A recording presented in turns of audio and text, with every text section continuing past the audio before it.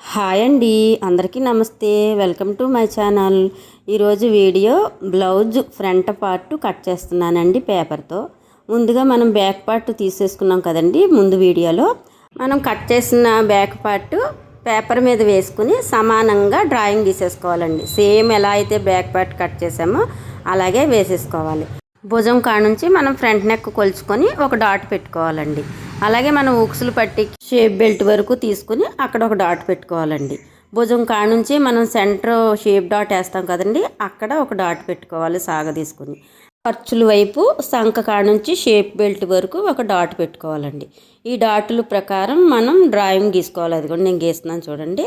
కరెక్ట్గా పర్ఫెక్ట్గా వచ్చేస్తండి. సంఖ లోతు కూడా అందులో తీసేసుకోవచ్చు. కొంచెం ఒక ఇంచు పెట్టుకుని తీసేసుకుంటే చాలా నీట్గా వస్తుందండి. సింపుల్ కటింగ్ అండి ఇది. ఈ ఆది బ్లౌజ్కి ఫ్రంట్ బ్యాక్ ఒకటే నెక్ అండి, సమానంగాను. అంటే బ్యాక్ నెక్ కొంచెం పైకి ఉంటుంది, ఫ్రంట్ నెక్ కూడా కరెక్ట్గా దానికి సమానంగా సరిపోద్దండి. కొంతమంది బ్యాక్ నెక్ కొంచెం కిందకి దింపుకుంటారు కదా, అలా లేదండి. ఈ జాకెట్ కరెక్ట్గా సేమ్ నెక్స్ అండి, ఫ్రంట్ బ్యాక్ కూడా. మనం భుజం కాడ నుంచి సాగదీసి ఒక డాట్ పెట్టుకున్నాం కదండి, ఆ ఉక్సులు పట్టి కాడ ఒక డాటు, సంఖ కాడ ఒక డాటుకి మనం డ్రాయింగ్ వేసుకోవాలండి. కరెక్ట్గా మనం చిన్ని టక్స్ ఇచ్చుకుంటే మనం కుట్టేటప్పుడు కూడా మనకు చాలా కరెక్ట్గా వస్తుందండి. అగో చూడండి, ఫ్రంట్ పార్ట్ చాలా నీట్గా వచ్చింది చూడండి.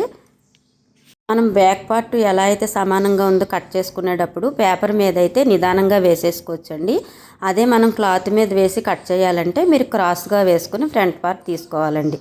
అగో కరెక్ట్గా డాట్స్కి కలవాలండి. హ్యాండ్ షేప్ బెల్ట్ నెక్స్ట్ వీడియోలో పెడతానండి. మా వీడియో నచ్చినట్లయితే లైక్ చేయండి, షేర్ చేయండి, కామెంట్ చేయండి. Thank you.